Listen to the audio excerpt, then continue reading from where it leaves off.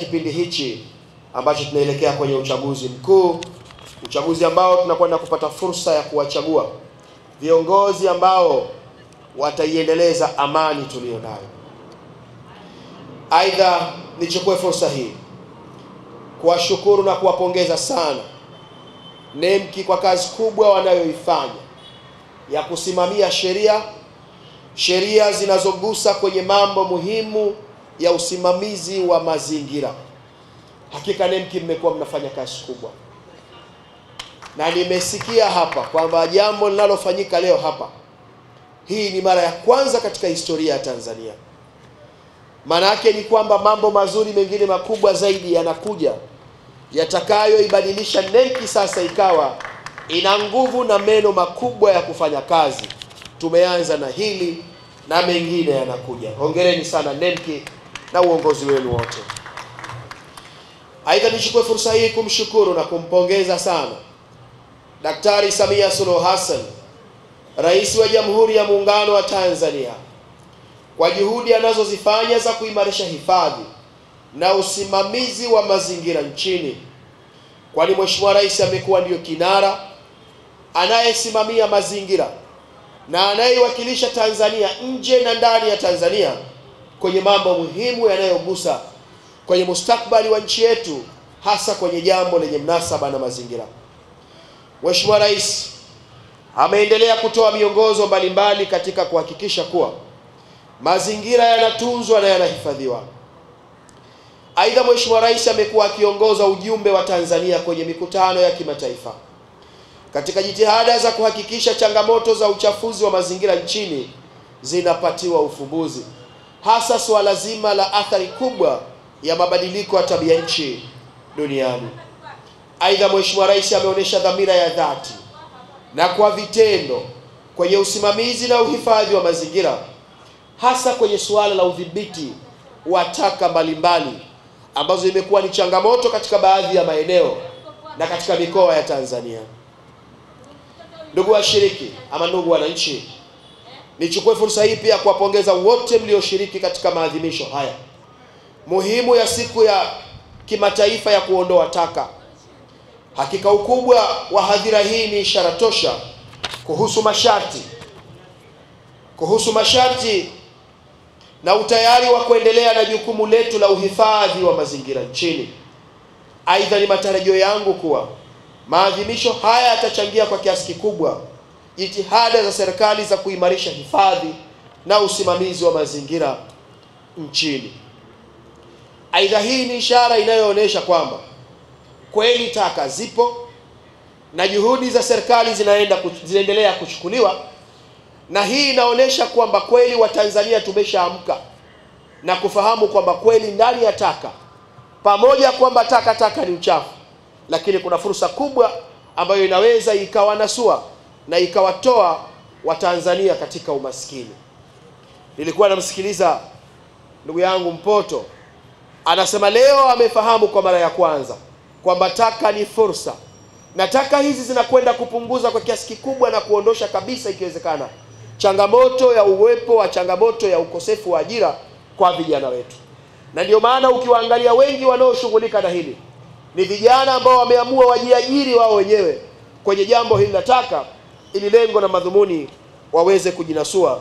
Hongereni sana vijana wa Kitanzania kwa mwamko huo. Aidha, napenda kuwashukuru waandaaji wa maonesho haya, hususan Baraza la Uhifadhi na Usimamizi wa Mazingira NEMC, kwa kushirikiana ofisi ya Makamu wa Rais kwa maandalizi mazuri na kuendelea na kuwa mstari wa mbele katika juhudi za kutunza na kuhifadhi mazingira yetu. Na ndio maana nilifika wakati nikasema NEMC sasa kweli ni wa moto, mnafanya kazi kubwa na sisi tunaiona. MC hapa amekuwa akisema mara kwa mara kwamba Mheshimiwa mgeni rasmi, wewe sio mgeni katika taasisi ama tasnia hii ya mazingira. Nimekuwepo hapa muda mrefu, kabla sijakuwa mbunge nimekuwa najishughulisha na mazingira. Nimekuwa na wafahamu NEMC katika swala zima la usimamizi na ushurutishaji wa sheria, hasa sheria zinazogusa na zenye mnasaba na mambo ya mazingira. Hongereni sana NEMC, hongera sana mkurugenzi kwa kazi kubwa unayoifanya. Nasema haya kwa sababu huko nyuma nilikuwa nikiona mambo yalikuwa hayaendi vizuri, lakini sasa naona mambo yanakwenda vizuri. Na tunachokitaka, hatutaki NEMC kuendelea kujulikana kama NEMC. Tunataka mabadiliko. Mabadiliko haya tunayaona. Jambo la kuwekwa siku maalumu na sisi tukawa tunaadhimisha maadhimisho ya uwepo wa taka duniani, tunaungana na nchi nyingine kimataifa, ni jambo kubwa na la msingi sana. Na kwa sababu taka imekuwa ni changamoto, lakini taka sasa zimekuwa ni fursa. Nani atafahamu kwamba taka ni fursa? NEMC wameanza, naomba tuendeleze juhudi za NEMC. Hongereni sana NEMC kwa kazi kubwa na nzuri. Ndugu wananchi, siku ya kimataifa ya kupunguza taka huadhimishwa kila mwaka tarehe 30 Machi kwa lengo la kuhamasisha jamii kuhusu umuhimu wa kupunguza taka, kutumia tena rasilimali na kuchakata taka ili kuepuka uchafuzi wa mazingira. Na kauli mbiu ya mwaka huu ni kuwezesha taka sifuri kwenye sekta ya nguo na mitindo. Ndio maana tumefika wakati tumeona, na hapa nataka tufahamu kwamba hata zile vitambaa vidogo vidogo na vikato vidogo vidogo vinavyokatwa na wafundi wa macharahani na mafundi wengine wa makampuni, zinapotupwa bado hatujaitumia fursa. Taka zile zirejelezwe na zitengenezwe tena tuweze kuzitumia. Leo tumeona mikoba mizuri ya kina mama pale ambayo wanaweza wakatumia na wakanunua tena kwa bei rahisi na maisha yakaendelea. Leo tumeona makaratasi, magazeti ambayo yanatupwa yametengenezwa pale. Leo tumeona vifuu vya nazi ambavyo nyumbani tunavitumia tunavitupa, lakini vinaweza vikatengeneza rasilimali nyingine au malighafi nyingine, zikaja zikatengenezwa vitu muhimu vikauzwa na watu wakajinasua na umaskini. Sasa kikubwa ni kwamba tuwezeshe taka sifuri kwenye sekta ya nguo na mitindo, ikiwa na lengo la kuhimiza matumizi endelevu ya bidhaa za nguo na kupunguza taka zitokanazo na sekta hii. Kwa upande wa Tanzania, kauli mbiu yetu ni kwamba taka ni fursa. Unaweza ukayaona maneno haya mawili au matatu, taka ni fursa, ukayaona ya kawaida, lakini kama hutojiuliza na ukaamua kutafuta jibu, siku zote daima utaziona taka ni changamoto na utaona taka ni uchafu. Lakini kumbe taka zina uwezo wa kumnasua mtu, zikatoka kwenye changamoto na zikawa fursa. Na hii iko wazi kabisa, na nyinyi mnafahamu na mmeweza kuona kupitia maonyesho mlioyaona hapa, mmepata kuona. Lakini hawa ni wadau wachache sana ambao wamekuja kuzionyesha hapa kwamba taka ni fursa. Kumbe hata mageleni, matakataka, machupa ambayo tunatupa huko ni taka, lakini tumeyarejeleza na tumeweza kuyatumia tena kuanzia kwenye hatua ya taka, na leo tunatumia. Usikute chupa ambayo umeitumia leo ama unayo mkononi hapo kunywa maji, ni chupa iliyookotwa jana, ikatengenezwa, ikarejelezwa na ikatumiwa tena, na ukasema mimi sitaki kunywa maji ya kawaida, nataka ninywe maji ya chupa. Chupa ambayo ilianzia kuwa taka ikawa recycle na ikaweza kutumika tena. Ni fursa, na waombeni sana vijana tuchangamkie fursa, ikisisitizwa kuwa taka si uchafu bali ni malighafi zenye thamani endapo itasimamiwa vema na kutumika kama ambavyo imekusudiwa. Ndugu washiriki, uzalishaji wa taka umekuwa changamoto kubwa duniani kote, hususan katika miji mikubwa au maeneo mengi ya Dar es Salaam, katika mkoa ya Mwanza na kadhalika. Takwimu zinaonyesha kuwa takriban kiasi cha tani milioni 7 za taka ngumu huzalishwa hapa nchini kwa mwaka, wastani wa 45% hadi 50% tu hukusanywa na kutupwa dampo. Aidha, 50% hadi 55% hubaki kwenye mazingira na kuzagaa kwenye mito na mifereji ya maji taka na mitaro ya maji ya mvua, na hatimaye kusababisha athari kubwa ya kutuama kwa maji, kwa sababu tayari taka zimeshakwenda kuziba. Taka ambazo tungezitumia tungepata faida mbili au faida zaidi. Moja, mitaro yetu ingeliendelea kuwa salama, lakini na taka zile tungeendelea kuzitumia, tukazijejeleza na tukatumia tena. Hata hivyo, matokeo ya sensa ya taifa ya watu na makazi ya mwaka 2022 yanaonyesha kuwa 40% ya kazi kaya zinazochoma taka ngumu na asilimia 22 ya kaya zinazotumia njia ya ukusanyaji wa mara kwa mara. Aidha, tafiti zinaonyesha pia zaidi ya asilimia 60 ya taka zinazozalishwa mjini zinaweza kuchakatwa na kutumika tena. Zaidi ya asilimia 60 ya taka zinazotumika mjini ama zilizopo mjini zina uwezo wa kurejelezwa na zikatumika tena.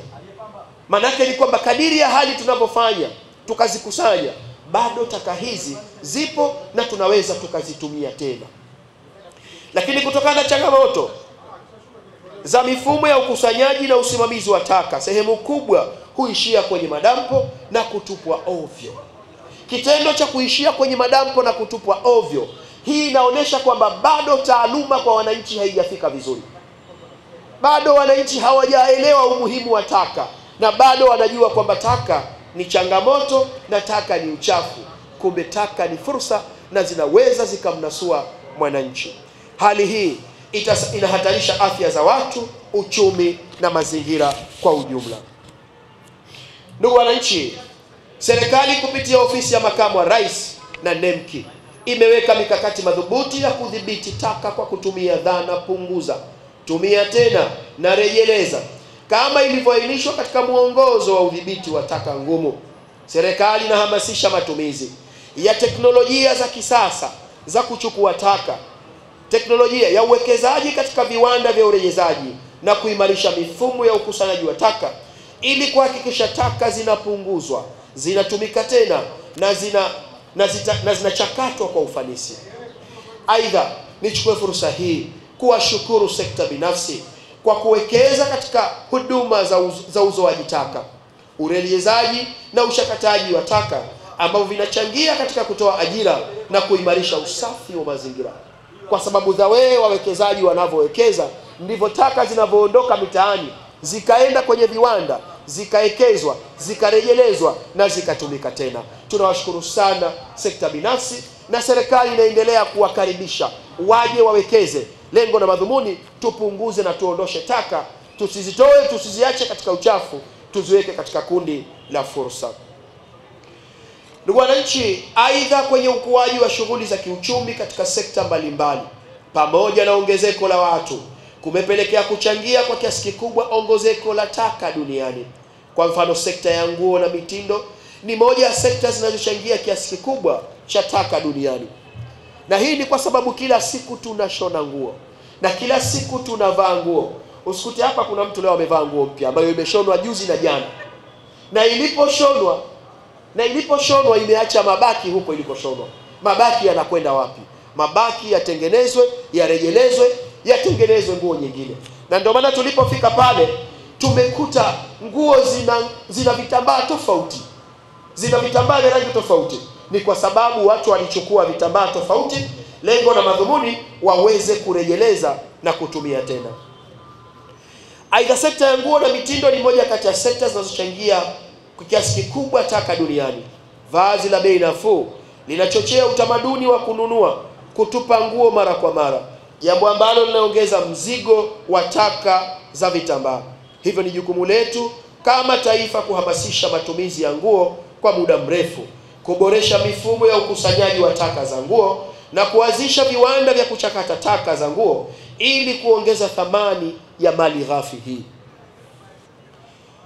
Ndugu wananchi, serikali inatoa wito kwa wadau wote wakiwemo wazalishaji wa nguo, wasambazaji, wafanya biashara na wananchi kwa ujumla kushiriki katika juhudi hizi za kuwezesha taka sifuri kwenye sekta nguo. Hii ni fursa ya kiuchumi, kwani uwekezaji katika kuchakata nguo unaweza kutoa ajira nyingi sana na kuongeza thamani katika sekta ya viwanda. Ndugu zangu wananchi, napenda kutoa rai kwenu kuiunga mkono serikali katika kuhakikisha ajenda ya kupunguza, kutumia tena na kurejeza taka inakuwa ni ya kipaumbele katika shughuli zenu, na kuendelea kutoa elimu kwa umma kuhusu umuhimu wa kuondoa taka ili kuyatunza na kuyalinda mazingira kwa kizazi cha sasa na kizazi cha baadaye.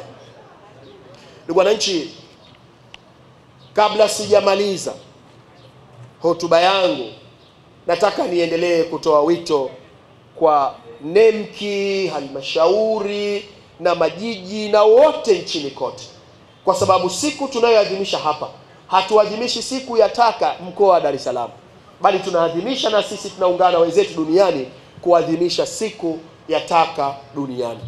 Kwa hiyo wito huu tunautoa kwa mikoa yote, kwa maeneo yote, kwa wananchi wote, taasisi zote katika nchi yetu ya Tanzania. Cha kwanza, nawaomba sana, ukiangalia kwenye jambo hili la taka, pamoja na kazi kubwa iliyofanywa na wenzetu wa NEMKI, wamefanya kazi kubwa ya kuendelea kuhamasisha na kuwaeleza wananchi, na ndio maana tuna kitengo maalum pale cha masuala ya compliance na mambo mengine ambacho kinashughulika na masuala haya ya taka. Lakini naomba sana niwaombe wote, wilaya, mikoa, halmashauri, NEMKI na kanda zetu zote Tanzania, tuendelee kutoa elimu ya kuelimisha wananchi na kuambia kwamba taka si uchafu, bali taka ni fursa. Ukimuona mtu kama pale kwenye wale wadudu, mimi wakati naangalia wale wadudu mwili unasisimka, nikiwa naamini kwamba wale ni wadudu wachafu. Ndio maana nikauliza, wanaliwa hawa? Mzee akaniambia watu wanapiga msosi huu, protini nzuri, mwili ukazidi kunisisimka, na kulaji wadudu kama wale. Mpaka sasa zawadi ile nilopewa naenda kusema sasa naenda kula kuku ambaye yeye mwenyewe alikuwa anakula wadudu. Lakini sio shida, kwa sababu hata hao tunokula nao wanakula wadudu. Lakini kumbe ile pale ni fursa, na ni fursa kubwa, lakini watu huko hawajafahamu. Sasa vipi elimu na taaluma itafika? Na waomba sana NEMKI, endeleeni kufanya kazi hii. Halmashauri, wilaya, mikoa, NEMKI na wote tuendelee kufanya kazi ya kueleza wananchi. Leo ukienda kwenye majaa ama madampo makubwa unakuta kuna taka nyingi sana zimekaa. Na sio taka tu zimekaa zikiwa zinaleta kero. Maana taka ni uchafu, ukiacha bali fursa.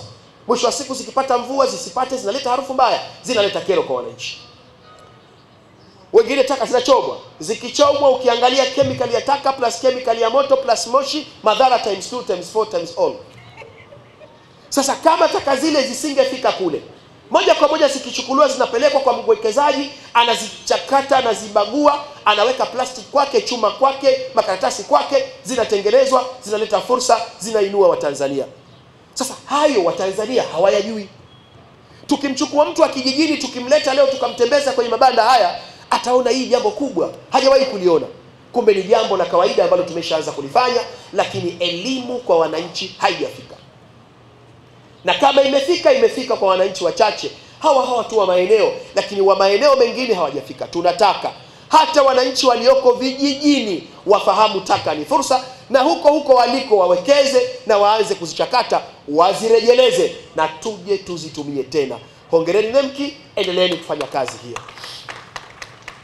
Kwa sababu naamini hii kazi iliyofanywa hapa yote ni kazi yenu, kwa kushirikiana na ofisi ya mkuu wa mkoa, mkuu wa wilaya, halmashauri, majiji, miji na kata na wote. Sasa tusipowapongeza kwa kazi hii tutawavunja moyo. Pambaneni, kazi mnayofanya ni nzuri. Tunataka maadhimisho ya mwakani tukijaliwa uhai na uzima, tuje tuionyeshe jamii hatua tuliofikia.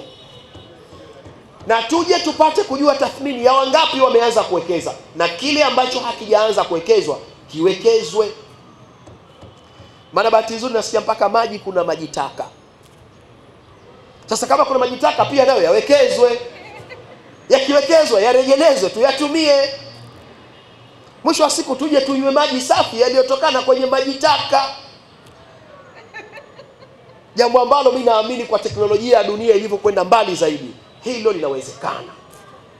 Kwani si huko taratibu maji ya mvua yanatengenezwa, yanakuwa ya kawaida, na huko taratibu maji ya bahari, ziko nchi haya maji ya bahari, kwa sababu yana changamoto ya maji, yanatengenezwa yanakuwa maji ya kawaida. Maana yake ninachokiamini hata maji taka yanaweza kufanywa maji safi na tukanywa fresh kabisa. Na hapa nataka tuchukue fursa hii tutoe wito wawekezaji wowote ambao wako tayari kuwekeza kwenye masuala ya taka. NEMKI tupo, ofisi ya makamu wa rais tupo, halmashauri, wilaya, mikoa tupo, tutawapa ushirikiano. Njooni mwekeze kwenye taka, kwa sababu taka ni fursa. Tunasema kule Zanzibar ni njema atakayeaje, na sisi tunasema NEMKI ni njema atakaye aje, muhimu asimamie, aweze kutekeleza sheria na utaratibu tutakaomwekea, na tuko tayari kushirikiana nao, kwa sababu hatutoweza sisi kama sisi peke yetu tukasimamia hizi taka. Lazima tushirikishe wenzetu, na ndio umeona pale kuna kampuni, kuna taasisi zote zimeonyesha umahiri wao. Lakini pia niwashukuru na kuwapongeza wenzetu wa wilaya na halmashauri kwa kazi kubwa wanayoifanya. Zamani tulikuwa tuna magari yale yako wazi, likikupita gari kama kidogo moyo wako au kama unaelekea kujifungua, unaweza ukajifungua tu faster kwa sababu ya harufu. Leo tumeonyeshwa magari ambayo yamekuja na teknolojia ya kisasa kabisa, yana uwezo wa kusqueeze taka na zikaingia nyingi, lakini hata gari likakupita wala usisikie harufu kwamba gari limepita. Ile ni teknolojia na kazi kubwa imefanywa. Hongereni sana NEMKI, hongereni wakuu wa wilaya, wakuu wa mikoa, wa halmashauri, miji na majiji, kata na vijiji, kwa kusimamia kazi nzuri ya kuhamasisha suala la kuhifadhi taka. Lakini chengine ambacho nimesema nikieleze kwenu, ukiachia mbali elimu, bado tuna changamoto ya Watanzania bado hawajafahamu umuhimu wa kuzihifadhi taka. Mimi napishana na magari kila siku, mtu anakunywa maji anatupa taka kwenye dirisha la gari. Wengine anakula sijui chips alafu anatupa tu bila kujali huku nyuma kuna mwenziwe ambaye anaweza ile ikaiweka mchafua au ikampiga. Sasa hivi Watanzania, huu utamaduni tuacheni. Bahati nzuri serikali ya Mama Samia Suluhu Hassan, moja miongoni mwa kazi kubwa imeifanya kwa kushirikiana na ofisi ya makamu wa rais na NEMKI na taasisi zote, ni suala la kupiga kampeni jambo la uhifadhi wa mazingira, hasa kwenye jambo la taka. Na kila pahala taasisi zinajitahidi kutoa dustbin hizi. Lengo na madhumuni watu waweke taka kwenye dustbin. Sasa nataka niwaombe, na bahati nzuri hata kwenye mabasi haya zipo dustbin za kuweka taka, ili lengo na madhumuni taka zisizagae ovyo. Lakini bado kuna Watanzania hawajajua hilo. Naombeni sana, tuzeni. Baya zaidi, hata hizi containers kubwa, dustbin kubwa zinazowekwa zile, mtu litawekwa lile aweke taka mle, akija anaweka taka chini, ili mzoaji sasa afanye kazi ya kuitoa chini kuingiza mle afu ndo aingize. Ule sio utaratibu. Tutunzeni taka katika maeneo ambayo yamewekwa. Mnawapa kazi kubwa hawa, na mwisho wa siku kama alivyosema mkuu wa wilaya hapa, malipo yenyewe pia mnawasumbua. Sasa hemu zile taka ziwekeni pahala pazuri. Mtu anapokuja kuchukua taka zako, asichukue aziingize kwa urahisi, aende pengine. Ndio maana mkuu wa wilaya hapa amesema, Comrade Mpogolo, hemu zile taka ziweke kwa muda wa siku 3-4 wiki, ndio utakapojua umuhimu wa mzoa taka. Lakini kwa sababu unajua kesho atakuja kuzichukua, wengine mnawatengenezea mazingira waje wanafagio, wafagie kwanza afu ndo azizoe wazitie. Ule si utaratibu. Wekeni mazingira mazuri, mazingira ambayo anayekuja kuchukua taka aje azichukue, ziwekwe taka sehemu nzuri, ziende zikatupwe, ili utaratibu wengine uende, ama zitumike kwenye mambo yetu haya ya kurejeleza na kutumia tena.